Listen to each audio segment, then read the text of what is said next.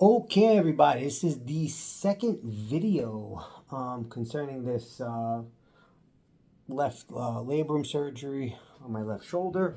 So I just kind of wanted to give you everybody an update how it's going. So it was like a little bit of a recap. Remember, I had the surgery on April 20th. This was the last of like 3 or 4, depending on how you look at this surgery. Surgeries that occurred since my accident on August 1st. I'm sorry, on October 1st, 2025. As a recap, I was on a motor scooter and I took the motor scooter back on Ocean Avenue, 2350 Ocean Avenue, and I hit a pothole, and in front of the pothole, I fell down like this, and I broke a whole bunch of things. MRI came back. I had like a labrum tear. I had right tricep tendon completely ruptured, ripped off the bone, 3 inches separated from the elbow. I had substantial trauma in addition to my lower back. And I think this time around it was the L3 that was fresh, and then L4, L5. And I still have the torn meniscus on my left side, though I don't care anymore. So it's been just a grueling past couple months. So we finally had the final surgery, which was supposed to be for the left labrum tear on over here on the shoulder. I don't know if you could see, the bandages are off today. If you could see, I have like a bunch of little holes all over my. They went in from my various locations into my shoulder. What was interesting was as I'm looking at the operative report, the discharge papers, they did a lot. The guy did a lot of work, like far more than we originally thought. So, so remember, originally it was supposed to just be the left labrum, which is kind of like on the inside of the shoulder, that was damaged. When he opened it up, there apparently was a lot going on there. So, you have the slap tear, which was repaired. Um, the labral tears, right? The anterior and the posterior. That was what we went in for originally, the labrum tears. The rotator cuff tear, that's new. I didn't see that. The biceps tendon tear. So the biceps tendon tear was interesting because that comes from when they did that test in October. The doctor did some tests where he kind of pushed my arm down, and when he pushed my arm down, I felt it, and like I felt like it reflected like years of pain that I've had. So apparently this fall caused a lot more damage than we had originally even thought on the MRI. The MRI only showed the labrum, but when the guy went in, he saw more things.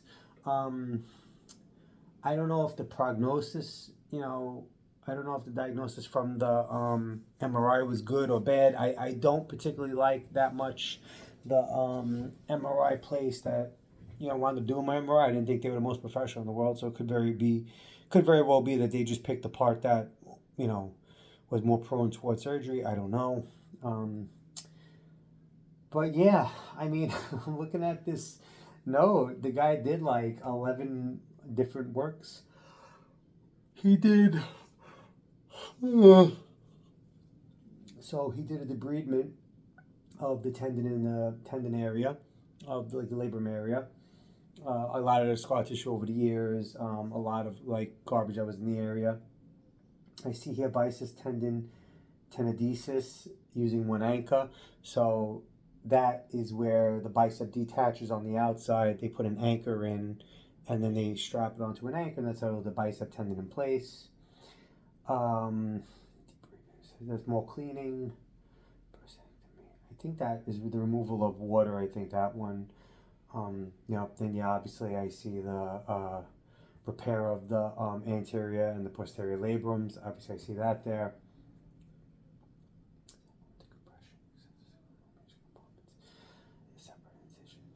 Yeah, so essentially it looked like he did one anchor, a lot of debridement, a lot of cleaning up of the area. He did a reattachment, and then a lot of it was doing like decompression. by removing certain parts like scar tissue, clotting, water, dead cells, etc. So it looks like it required 3 separate incisions, one incision dedicated solely to cleaning of like the rear compartments. Touched it. So yeah, so all right. So long story short, there were 9 separate treatments done. Obviously I'm familiar with the terminology for the tendons, for the anterior and the posterior labrums. That's originally went in there. The left labrum tears. That's originally went in there for. The whole bicep tendon, tenodesis and anchors. That came from the testing they gave me back in October when they checked it out, what the damage was. And then a lot of cleaning. They did a lot of cleaning in the area.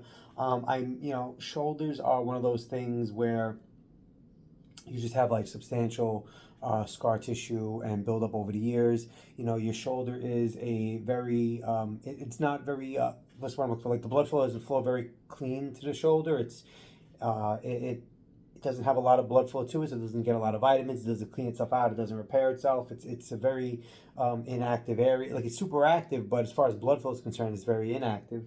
So it doesn't do a great job healing. Excuse me for the yawning. My sleep cycle's all screwed up. So anywho, the point is, I'm walking and from sweating from walking because I'm still trying to move and get some kind of exercise in. The bandages came off, and I just have these stitches that are just very hard and very stiff, and I think they're going to be removing them, I think, tomorrow. But you have these stitches that are very hard, very stiff, very itchy, driving me crazy. I still can't really move my arm. Like, I can go up and down a little bit, but like if I want to get high, I have to do what's known as like the wall crawls. So let's say this is the wall. If I want to get my arm up, I got to go like this and kind of drag it up to get to the top, to get high, because I can't just go straight up. Like, see, even like this arm, I still can't really go straight up that much. Look how broken that is, right? And this is the one where the tricep tendon was damaged. This arm, I can't really go up. I have to kind of like move up, like crawl to get my arm up little by little. So I really don't have too much mobility. I'm trying. I really don't have that much mobility. I'm hoping I'll have more mobility when I get rid of the stitches. So that's that. So in terms of pain, I really don't have any pain anymore. All the pain was when that nerve block went off. I was dying. I mean, that nerve block was so painful. When that nerve block wore off, that was so painful. When that nerve block wore off, really, it was so painful. I'm happy. I'm happy that we got done with that. The nerve block was very painful. I actually had to take a Percocet to go to sleep that night because the nerve block ended at like 12 o'clock and I woke up screaming. All right, so let's go through some. So here we are a week later. No pain, just very stiff. Can't do nothing, no power. Every now and then you kind of get like a little like, and it's not smart, but I still try to do like whatever I can do in terms of like exercise, right? Like I try to move it.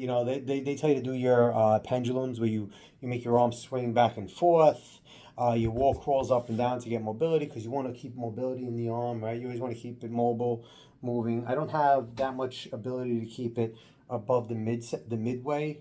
I can't really do it yet, but I'm imagining when the stitches go out, it'll be a little bit easier. Maybe next week it'll be a little easier, but so I'm trying. In terms of the medicines that they give you, I think this is the one that they really tell you to take, naproxen. So this one's like the anti-inflammatory. It's 275 milligrams. They want you to take one in the morning, one in the night. No real side effects that I could find. I mean, no real side effects to me so far. I'm not really noticing it. Sometimes these anti-inflammatories make my legs swell very bad, so I don't take them, but this was okay. I haven't taken a lot of it, to be very honest with you. I only took it like 2-3 days, and that was it. I stopped taking it. What's this one? This is if you can't shit. You don't have to worry about that. Zofran. I don't remember what this one was either. I don't remember what Zofran was. I think that might have been for if you have like a OD or something.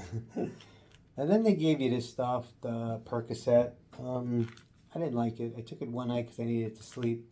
But this puts you on your ass, man. So I don't really like it. I'm not a big fan. I don't like that, makes me stupid, but I did need it to calm down on the first day.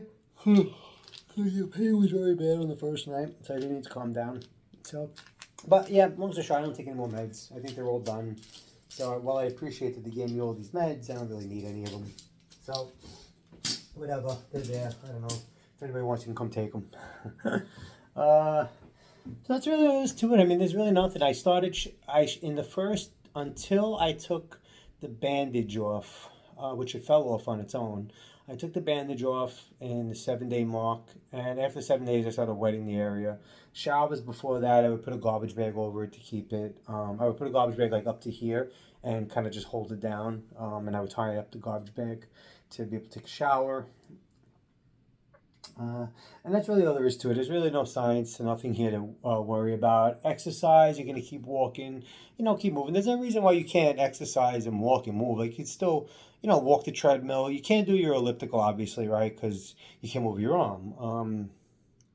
I mean, I imagine if you're doing the bicycle, where you go like this with the arm, I imagine you could do that, but I would probably wait like 2 weeks or so for it. Right now, I'm still in my first.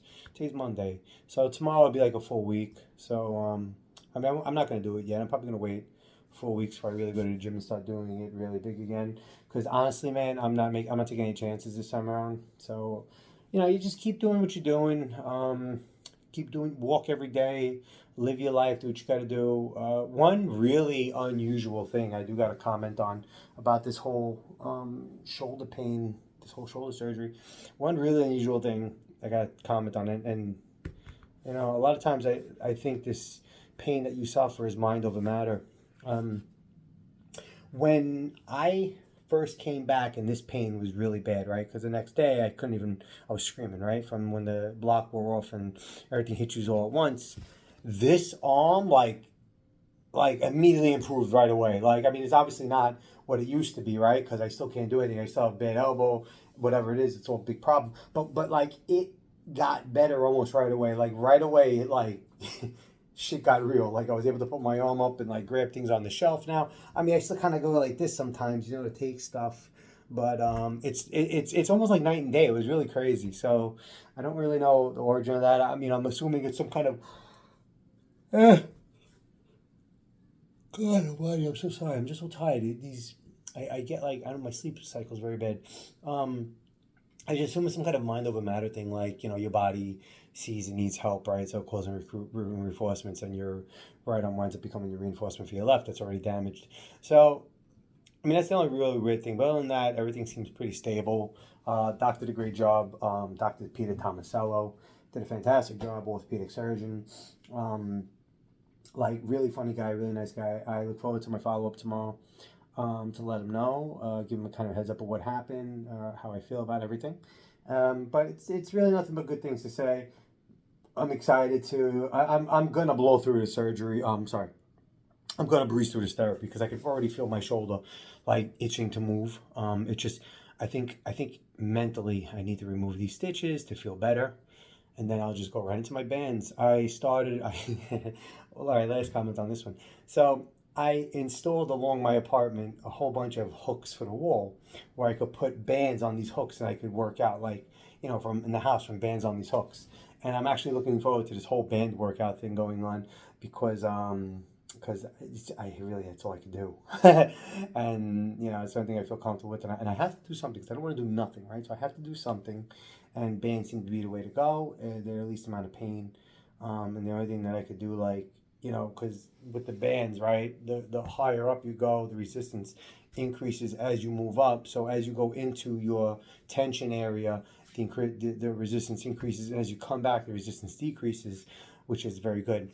You don't have the same resistance from beginning to end, which you need more for obviously bodybuilding, but now we're doing repairing, right? So we want to keep it easy at the beginning, and then, the tension at the end is the most. So I look forward to that. I'll be making videos on working out with this kind of nonsense. But long story short, feel pretty good. A lot of stiffness, no significant pain. Can't complain really. Knock on wood. I mean, I can't wait till this stiffness goes away and I can actually start doing things again. But for the interim, I'm just living. So we'll play it day by day. But yeah, so hopefully this was helpful. I'm not probably have too many more videos on the shoulder stuff because it wasn't like this lower back, and I feel like everybody's had shoulder injury. So yeah, I'm not gonna have too many videos on that. And then I'll get back to, you know, life with a lower back with 2 discs missing. All right. Have a beautiful day, everybody. Thank you.